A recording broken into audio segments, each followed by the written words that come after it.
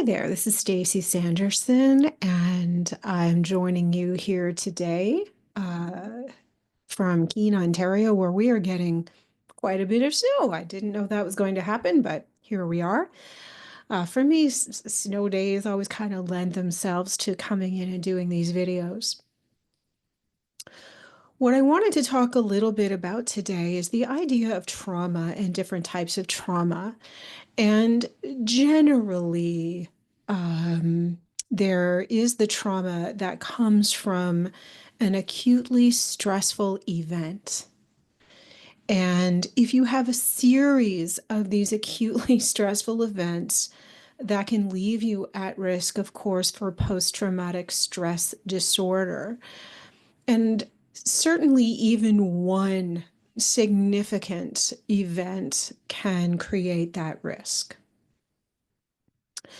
Trauma, by definition, is the neurobiological response and physiological response to something that we are overwhelmed by or that goes beyond our coping capacity. This is a highly unique individual experience. What is traumatic for one person may not be traumatic for someone else. And so we have the type of trauma that is more commonly known, that if you've been in a car accident, war experiences, if you've witnessed something horrific or tragic, those are examples of what we would call a big T or capital T trauma. And that dovetails with cumulative stress. So the impact of repeated times that the system is overwhelmed. And that is, of course, what is more commonly experienced by first responders, for example, or veterans, combat veterans. Then there is relational trauma, the trauma that comes from abuse, neglect, manipulation, negative conditioning, negative intermittent reinforcement. And that is often what falls under the label of complex PTSD. It is also a significant contributing factor to personality pathology and a number of other mental health issues, notably, I would say, depression and a vulnerability to be exposed to similar situations, right? So, for example, if you were bullied as a child, you are going to be more vulnerable to the effects of being treated poorly as an adult. So that's a common example of that. Now, here's the interesting thing, and I need to qualify this because when I first started using eye movement desensitization and reprocessing, EMDR, or more relevantly, when I started doing trauma work with people who were experiencing the big T traumas, here's what I learned. We all process trauma through the lens of attachment. What I mean by that is, as human beings, we can experience terrible, tragic things, either as in the first person or as a witness to it. And I think sometimes the witnessing is just as bad. But we are protected by the emotional, psychological, and physiological impacts of that based on how safe, protected, and believed we feel. So having spent hours and hours doing EMDR with first responders, what it will usually break down to is how believed and supported they were by their superiors. So this is particularly true for people who work in pseudo-military rank and file kinds of situations. This is then equally true for people such as nurses who also work in pseudo-military operations. People might not realize that, but when we work in healthcare, which I also did for many years, we get orders. The physicians give orders. So it's that's an interesting facet of trauma. And in my experience, people can recover more easily from that big T trauma than from complex trauma or relational trauma. All of it lives on the spectrum based on the severity of the experience, as well as our own inner resilience and capacity for coping. I'm sure we would all like to believe that if we experienced a lot of abuse as children, that's going to be a buffer, and I simply don't think that's true. I think that we may have unique defense mechanisms, but I don't think that's actually the case. I'm not popular for what I'm about to say. There's a whole generation who describes stressful, painful experiences as trauma.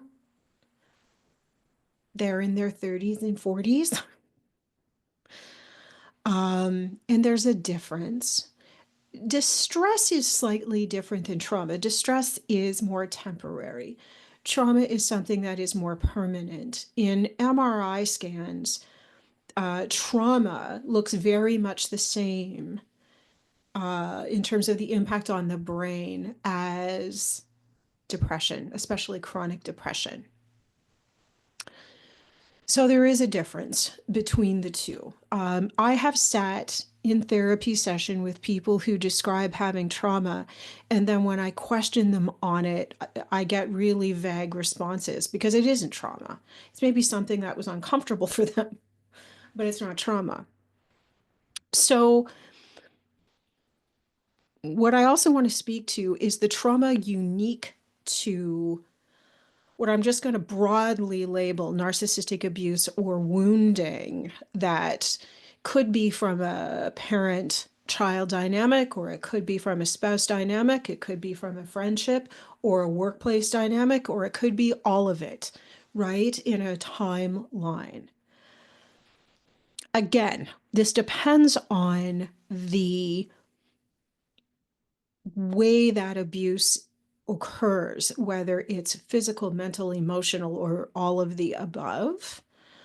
But the common signs of narcissistic wounding live on a spectrum from codependency and people-pleasing, anxiety and depression, which are very, very common and coexisting with the codependence and people-pleasing. And on the other end of that spectrum, we would have personality disorders, particularly borderline personality disorder or narcissistic or histrionic personality disorder.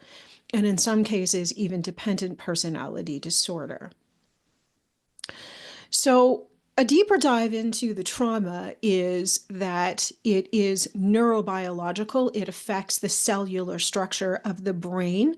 It also affects the sensitivity of the nervous system itself. So any painful experiences, scary experiences are stored in the back of the brain in the amygdala, and the hippocampus, which is a really cool kind of seahorse-shaped part of the brain. It connects to the optic nerve, and so we are sensorially always observing and evaluating if there's a threat. So that is where hypervigilance comes from, right? That always having your back up, always being on high alert. That's where that comes from. So there is that neurobiological effect, and the body becomes primed to be scanning for and protecting us from that type of pain or distress. There is also an emotional and a cognitive effect in that if this happens to us when we're young enough, we develop a particular belief system, a schema. This is what I refer to as the attachment blueprint, that then goes on to influence the way we understand ourselves and the belief that we will or won't get our needs met in relationship. So the extreme end of this, of course, is that people can become abusive, right? As a defense mechanism, as a coping mechanism, as an underdeveloped central nervous system in terms of how upset and distress are tolerated. So I don't think it's obvious if someone has CPTSD. I think that is something that is revealed over time in relationship. It is and can be an underlying factor in anxiety and depression as well. And I learned this when I started taking histories with people who were presenting with anxiety and depression. It is possible to heal this. Some of the reactivity, the triggering, is there to keep you safe, right? As one of my teachers once said, it's biologically necessary. But some of it is about being desensitized to those triggers, having self-awareness, learning self-inquiry, and learning how to manage your inner distress, right? It's about self-regulation as well. So in my experience, absolutely, attachment-focused EMDR is a very helpful resource. And I integrate this into a lot of my individual work. And I've modified EMDR protocols to be appropriate for complex PTSD, relational abuse, and specifically narcissistic abuse. However, things like mindfulness and meditation and yoga and anything that is somatically based, where you can notice where you're holding that upset in your and tension in your body and work with your body and your breath to release it, can be extremely helpful. So it really is about taking a multifactorial approach to the work you're doing. And I highly recommend meditation, mindfulness practice, yoga, running. I'm kind of biased on that one. Any kind of bilateral movement, skiing, kayaking. I recommend energetic healing modalities, things like Reiki, craniosacral therapy, polarity therapy. And to use more than talk therapy as your recovery or healing strategy. People can get really stuck in talk therapy. I know it's my job. People can get caught up in their ruminative stories. They can get really stuck in that, which is why a multifactorial approach is the better way to go. In fact, I kind of can tease out if there's trauma, if I see that someone is really stuck in their story, and if that sort of cognitive behavioral therapy approach isn't working for them, or psychodynamic approach isn't working for them. It just needs a slightly different approach is all that it is. It's not rocket science. Many people out there in the internet world, a lot of the new psychotherapists are referring to themselves as being trauma informed. I think that's a load of bullshit. It means nothing until you've had numbers of years of experience working with people with trauma, so that you can have that lived experience of observing and relating and knowing what's going to be helpful. This can't be scripted or prescriptive. So if this sounds like you, my heart goes out to you, and I hold you in deep compassion. And I am, at this age and stage, still examining, the shadow aspects of my own trauma. So please feel free to ask me any questions you may have. If you've subscribed, let me know and I'll reach out to you. And I'm also going to be following up with some easily accessible, portable strategies for self-regulation, if that would be helpful. So thank you so much for tuning in today, and I wish you well until we meet again.